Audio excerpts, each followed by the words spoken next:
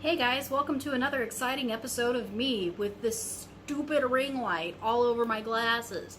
So I wanted to show you guys what I've been working on. This is a replica of the chocolate wand. No, the chocolate wand from Sugar Rune. I wanted to say vanilla. I'm actually working on that one too, but this is as far as I've gotten. It also has the heart bit that goes on top, but I've still got a ways to go. It slides. I haven't glued it down yet, but yeah.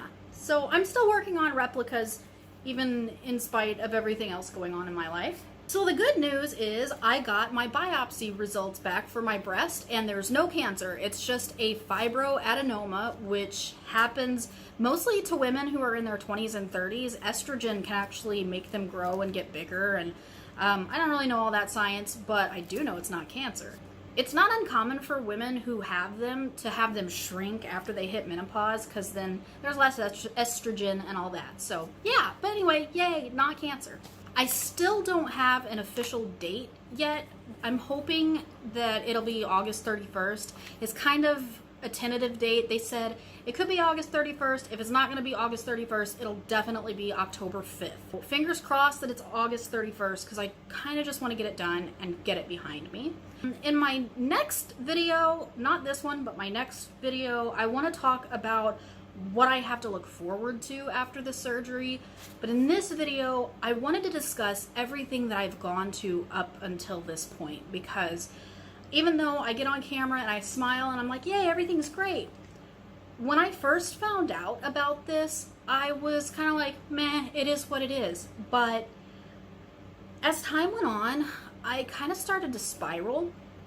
So this might just be a what to expect when you find out you have the CDH1 gene mutation. And honestly, this may go for other gene mutations as well. I can't really speak to those, but this was my experience. I found out November 26th that I tested positive. I don't want to say that I knew that I'd be positive, but I just kind of had a feeling. It was what it was. I actually was staying with a really good friend of mine, and he was actually more upset than I was, and I guess it's because I was kind of expecting it. I had already, dealt with it in my head, or at least I had thought that I had. As time went on, I started to become really nervous. I started having nightmares.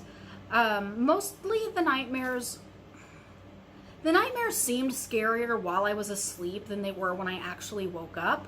Some of them were, your stomach's already gone, you've already had the procedure, everything's terrible, you can't eat, and now you're gonna die.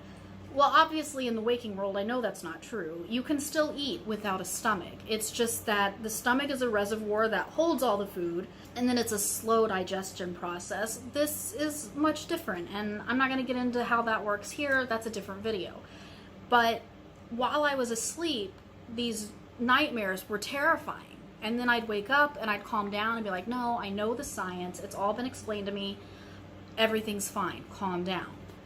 I had a lot of anger and hopelessness as well. I admittedly have been dealing with a lot of other stuff. My husband had a massive traumatic brain aneurysm in February of 2019, which was less than 4 months after we'd gotten married. So my marriage, I don't want to say it was falling apart, but my husband had amnesia. He has amnesia.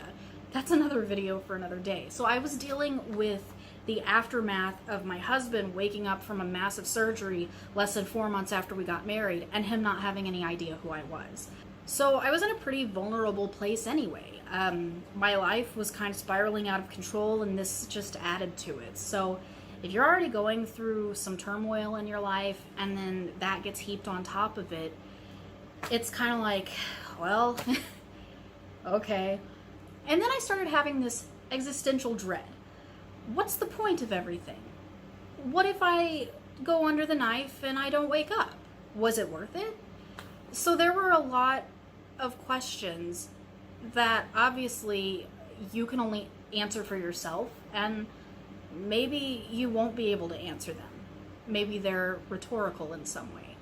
But that was something that I dealt with. I had a lot of anxiety, a lot of nightmares, some depression, And the depression manifested in an odd way. Usually when I get depressed, I get really sad and I cry, but this was anger. And I guess it was because of all the other things going on in my life too. Yeah, I felt like in a lot of ways I started to sabotage myself. I started to lash out at people. I was like deliberately trying to break down certain relationships. And I don't know why. Yeah, I don't know if that's an everybody thing or if that's just a me thing. There is a CDH1 group on Facebook that I'm a member of, and I did talk to them in there. And a few people did say that, yeah, they had experienced some pretty similar mental processes as well. So you may go through that too. I did go through a very damned if I do, damned if I don't area. Like sometimes I'd be like, well, if I don't do it, then I'm going to get cancer, and then I'm going to have to do it anyway. If I do it, then I don't have a stomach, and that's terrible. It could be just the most horrible life ever not having a stomach. But after meeting with my oncology team and the surgeon, all of that was laid to rest. It was a situation of, it's entirely possible that you don't have the surgery. We just monitor, and then maybe you do develop cancer later. But after it was explained to me, you can go on to live a perfectly happy and healthy life without a stomach. A lot of people are thriving without a stomach. So there was really no reason to feel like, well, here I am at 37 getting my stomach removed and now my entire life is over. The rest of my life is going to be absolutely terrible. And once I got that out of my head, this huge weight was lifted off of me, and I started thinking about, well, what do I have to look forward to? And that's something I'm going to touch on later. But once you get yourself out of that mindset, it really does help. And don't be mad at yourself or ashamed if you're in that mindset. You just haven't found that thing yet that's going to make you realize, hey, this isn't a life sentence of despair and sorrow. You can go on to live a perfectly healthy life without a stomach. Although, to be fair, I am pre-TG right now, so what do I know? But I do recommend joining Facebook groups or in-person groups if that's offered where you're at. You're going to meet a lot of people who are seahorses and they're thriving. You're also going to run into a lot of people who suck. Just like everyday life anyway, but you're going to notice it a lot better. You're going to have people who are telling you that you're being dramatic. You're going to have people tell you that you're only doing this for weight loss. Why are you doing this? Why don't you just have it checked every 6 months? Because it's a diffuse gastric cancer. It doesn't show up. We just don't have the technology yet to see it before it spreads. Once they can see it on an ultrasound or an MRI, that's when you're in trouble. That's when it's spread. That's when it's bad. The Bethesda method, I think that's what it's called. They take the 88 biopsies, and some people, they don't find any cancer in those biopsies. But then they have their stomach removed and the pathology comes back. Yes, we found cancer. That said, there is nothing wrong with your decision to not have an entire gastrectomy. If you choose to be monitored, if that's your choice, that's a totally valid choice. Everybody is going to pick something different for themselves, and you just need to decide what's right for you. The reason that a total gastrectomy was so right for me is because of my family history of gastric cancer, and I have had deaths in my family. And I did find out that I do have cancer, so now it's like even more important that I do this. The worst part is meeting people who accuse you of making it up. And for the most part, I've been lucky there. That's been relatively rare. My cousin in particular was told that she was making it up, being dramatic, and then, you just say, go look up CDH1 gene mutation and get out of my face. So you don't need to deal with that negativity. You've already got enough crap going on. And then, of course, you're gonna hear, I know a guy whose cousin's best friend's ex-wife's cousin's third cousin removed, who divorced that guy that used to be in the circus, had their stomach removed, and they totally regretted it. Do your own research on who regrets what. Find your doctor, find your oncology team, and just deal with your own self. It's okay to listen to people's opinions, but try not to base every decision you make on those opinions. And that goes for positive opinions as well. Some people might say that having the gastrectomy was the greatest thing that ever happened to them, and some people might say, you know, it wasn't the greatest thing I ever did, but hey, at least I don't have cancer. So it really can go either way. Just be sure you're making the right decision for you. I think probably the most offensive thing that I heard, there have been a couple. I had a doctor, and I say had for a reason. I went to see her, and I told her that I had been diagnosed with the CDH1 gene mutation. She'd said she never heard of that, and I explained it to her. She rolled her eyes at me and said, "Why don't you just get it checked every 6 months?" And it pissed me off. Oh man, that made me so mad. And it wasn't that she asked that, it was the way she asked that. Tone is everything in a situation like that. I was already in a volatile place mentally anyway, and then she was just like, "Why don't you just get it checked every 6 months?" Like, well, how about I just come and smack you in the face every 6 months? The most offensive thing I've heard is, I think you should just let God take care of it. If you get this cancer, you're supposed to get this cancer. And sucks to suck.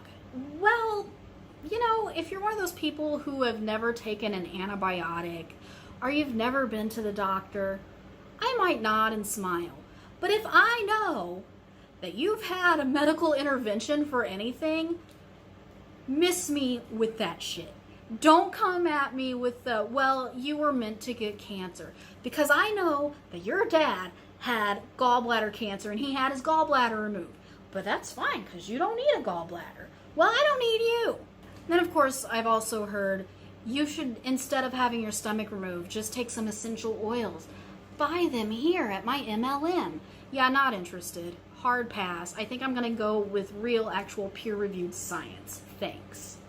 Then there are, of course, some totally normal questions that I ask my doctors, especially in regards to mental health medication, because I'm on them. I'm proudly on them. I needed them. They saved my life. I wanted to make sure that I would still be able to ingest/digest my mental health medications and then do what they need to do. So I spoke with the surgeon, the psychiatry team at NIH, and my psychiatrist that I see at home every few months. They got together. They're like, yeah, everything will work. You don't even need a liquid form of anything. You'll still be able to ingest the pills and digest them just as you always did before. I have asked if there will be a change in my mental health medication as I lose weight. It kind of is going to be a let's just wait and see situation. So I'm very interested to see how that'll work, especially because one of my medications causes weight gain.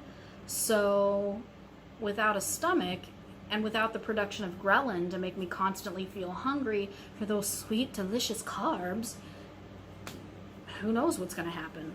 Hopefully I still sleep because it is an insomnia medication. I think my favorite question is, will they let you see the stomach? I freaking hope so.